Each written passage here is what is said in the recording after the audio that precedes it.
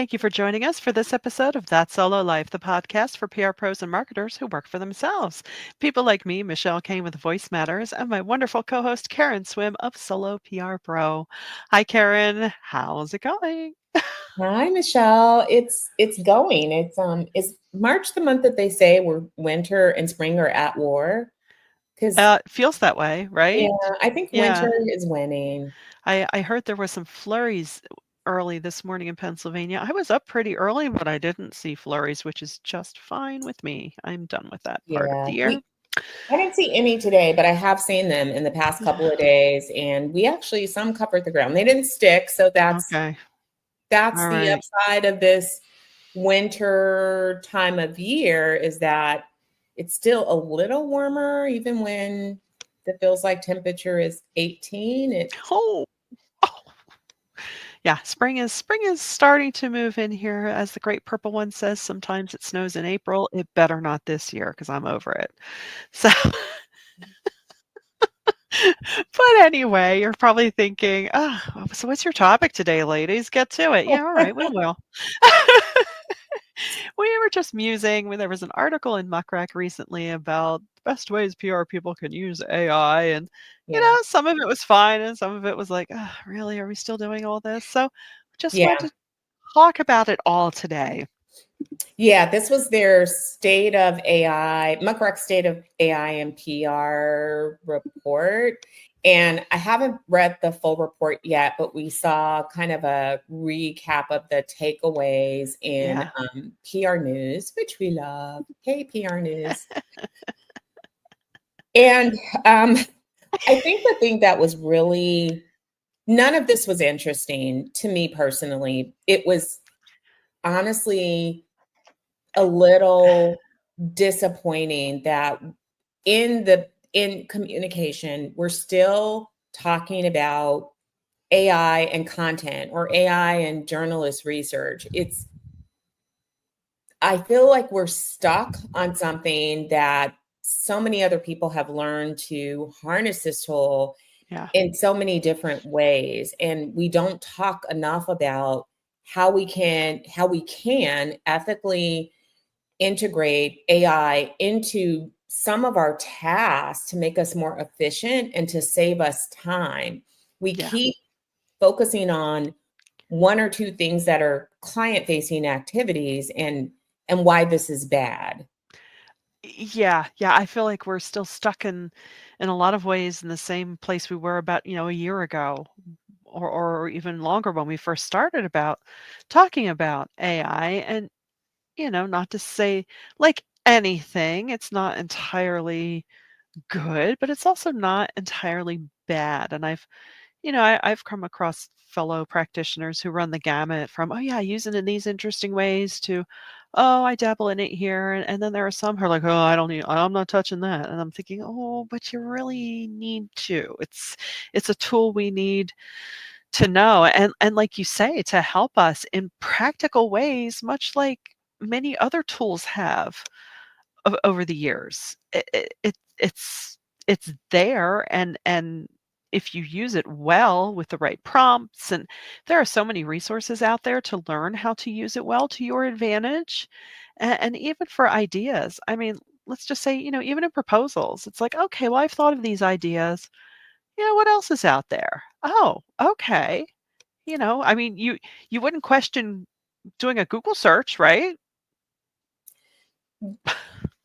Yeah, we would not. And as a matter of fact, I think that we have to use it. We have to really explore different avenues and how others are using it as well so that we can understand what's important to our clients. So, for Yeah, example, if you have used AI rather than just a straight like Google search to suss out information, you've used it to find statistics, you've used it to narrow down like the top 10 journalists that are covering a very specific topic, then you know that the AI summaries that Google is moving to and that are yeah, appearing at the top are important for your clients because what's in those summaries, what's really getting picked up, what's leading them to be at the top of that content, and how does that inform your job? but you won't know that if you're not using it, touching it, paying attention, and exploring for yourself. Because we not only have to get up to speed, we have to be ahead of the game so that we can offer strategic counsel to our clients. Yeah, I mean, that what you said is just so important, right? Because what do a lot of our clients want? Well, we want to be found online. Well, this is going to be increasingly part of that result. So we have to know about it. We have to know how to do it. At the same time, it can also help us demonstrate our value and our worth, because it can be all too easy for some businesses, even some clients out there, to say, "Oh, we'll just AI it. We don't need you to do XYZ." And you think, it's not just something that it's not a vending machine, guys. It's not. And you're not going to be pleased in the long run, but you have to understand that and understand how to use it to, I hate to say, defend yourself, but to best explain and present the truth of it, so that they understand it. Not that you're trying to pull one over on anyone, but just like, well, yeah, it may seem that way, but here's the real deal. And here's the beauty of AI and how, the things that I think, and I do believe that many people in the solo audience, because we often are a little bit different than our peers that are in corporate Yeah. America. I believe that we are using it in really advanced ways. But think about repetitive tasks. Maybe you are the person that has to write the emails for the client sequencing. So think about how AI can take those repetitive tasks and save you time. I think we have to get away from this.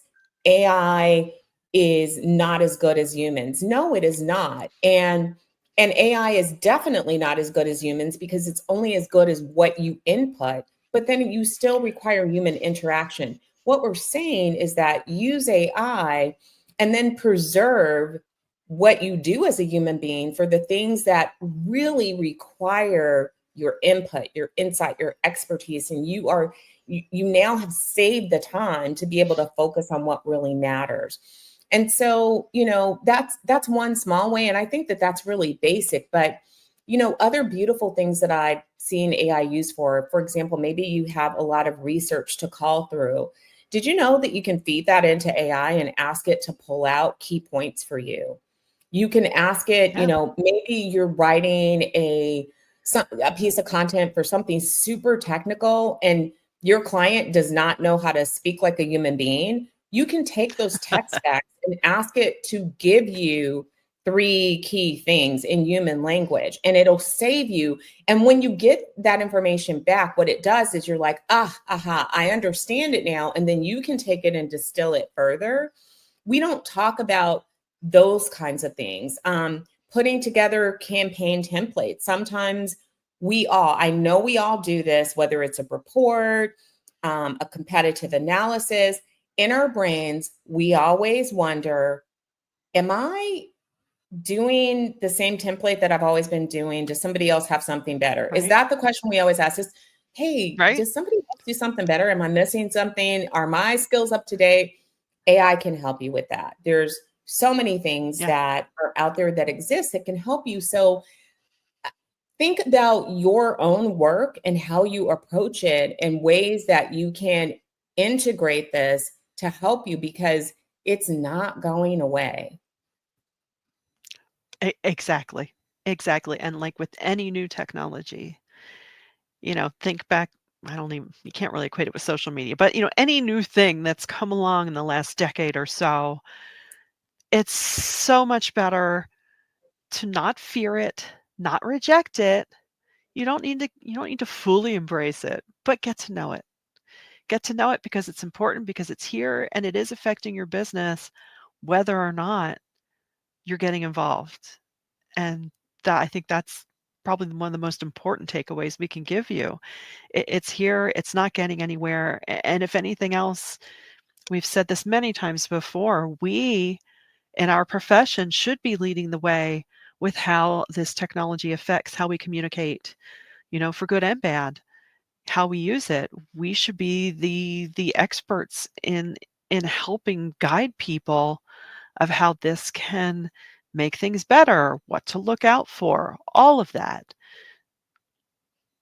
I completely agree. And helping our clients to craft AI use policies and crafting them for Yes. ourselves as well and Yes. inserting those into client contracts. I mean, these are all, I am passionate about ethical use of AI. And we all know that, with technology comes responsibility, and there Yes. always is a dark side to it. We're seeing this even with email, which has been around forever. We're seeing so much fraud. We're seeing, people, scammers getting smarter, using AI to do damage. It does not mean that we throw out the tool itself because it is has a downside to it and has some cons and can be used by bad actors. It just means we really have to be understanding. We have to stay on top of where the threats are, how people are using this in the wrong way, and be able again to watch out for our clients, to monitor fakes, to be able to spot them, and to be able to guide them in how they can use this in a responsible and ethical way. So, so very true.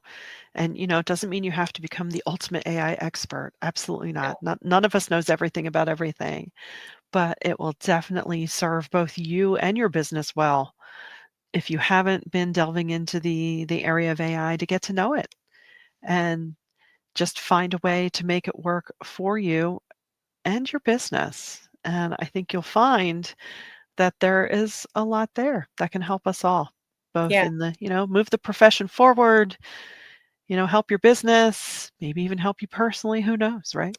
There's yeah, all sorts of things. Well, we hope you found value in this time together. We always find value in just kicking these things around amongst ourselves too. How about that? But if you do, please do share this around and let us know it at soloprpro.com what you think, if you have any questions. And until next time, thanks for listening to That Solo Life.